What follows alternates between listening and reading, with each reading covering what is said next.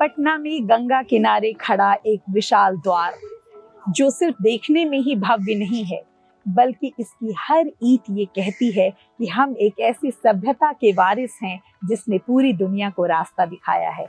नमस्कार, मैं स्वागत करती हूँ अमृता आपका अनप्लग्ड पटना में। और इस सीरीज में हम आपको रूबरू करा रहे हैं पटना के उन तमाम विरासतों से, पटना के उन तमाम जगहों से जिसे देखकर आपके मन में ये ज़रूर ख्याल आएगा कि पटना सिर्फ एक जगह नहीं है और ये जगह सिर्फ घूमने के लिए नहीं है, जीते जागते इतिहास का उदाहरण है। पटना अर्थात पाटलिपुत्र मौर्य और गुप्त साम्राज्य का गढ़, राजनीति, संस्कृति और ज्ञान का ऐसा केंद्र जहां से बुद्ध और महावीर के संदेश पूरी दुनिया तक पहुंचे। और भारत की राजनीति में हमेशा से पाटलिपुत्र जो है वो केंद्र स्थल में रहा है।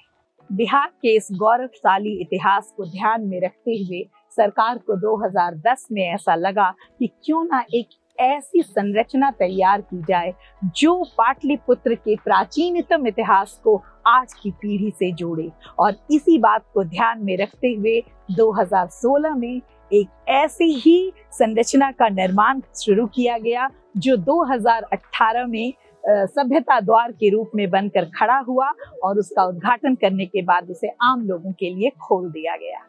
32 मीटर ऊंचा ये सभ्यता द्वार लाल और सफेद बलुआ रंग के पत्थर से बना है।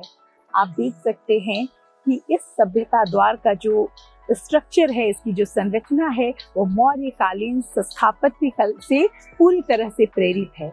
इस सभ्यता द्वार का जो पहला स्ट्रक्चर है वो एक बड़ा मेहराब है और उसके साथ दो छोटे छोटे मेहराब हैं और उसके साथ उसके ऊपर एक गुंबद है, गुंबद नुमा गोल स्ट्रक्चर है। सबसे ऊपर है सम्राट अशोक का अशोक स्तंभ, जिसमें लगे 4 जो शेर हैं वो गौरव, शक्ति और साहस के प्रतीक हैं।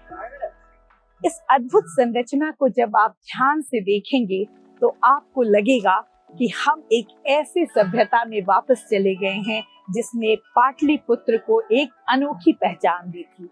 सभ्यता द्वार की अद्भुत संरचना यह दिखाती है कि पाटलिपुत्र का जो इतिहास है वो कितना गौरवशाली रहा होगा।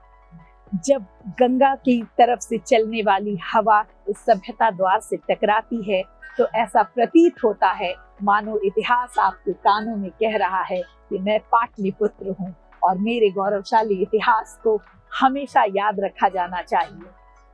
सभ्यता द्वार पर खुदे हैं कुछ शिलालेख जो गौतम बुद्ध, महावीर, मेगास्थनीज और सम्राट अशोक के विचारों से हमें जोड़ते हैं। और ये शिलालेख हमें ये बताते हैं कि बिहार भारत के मानचित्र में सिर्फ एक भौगोलिक इकाई नहीं है, बल्कि उस गौरवशाली इतिहास की पहचान है जिसने भारत को एक दशा और दिशा दी। सभ्यता द्वार के चारों तरफ लगे हैं बहुत सारे पौधे, बहुत खूबसूरत एक गार्डन बनाया गया है जहां लोग आते हैं, बैठते हैं और अपना समय व्यतीत करते हैं।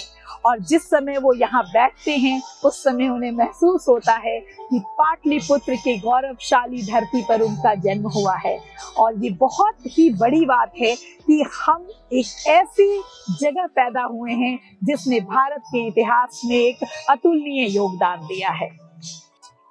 सभ्यता द्वार हमें सिखाता है कि कोई भी शहर तभी आगे बढ़ सकता है जब वो अपनी जड़ों को समझे, अपने इतिहास को जाने और अपने इतिहास पर गर्व करे। और एक बार फिर पटना के लोगों ने ये साबित किया है कि वो अपनी जड़ों से जुड़े रहना जानते हैं और अपनी जड़ों पर गर्व करना भी जानते हैं। जब भी आप पटना आएं या जब भी आपको समय मिले, सभ्यता द्वार जरूर आएं और अपनी पाटलिपुत्र और पटना के गौरवशाली इतिहास पर गर्व जरूर महसूस करें। और यही है अनप्लग्ड पटना का मकसद। इस कार्यक्रम के थ्रू हम आपको ये बताने की कोशिश करेंगे पटना की उन जगहों के बारे में जहां जाकर आपको लगेगा कि पटना सिर्फ एक शहर नहीं बल्कि एक धरोहरों का एक समंदर है जिसमें हम जितनी भी डुबकी लगाएं कम ही पड़ेगी।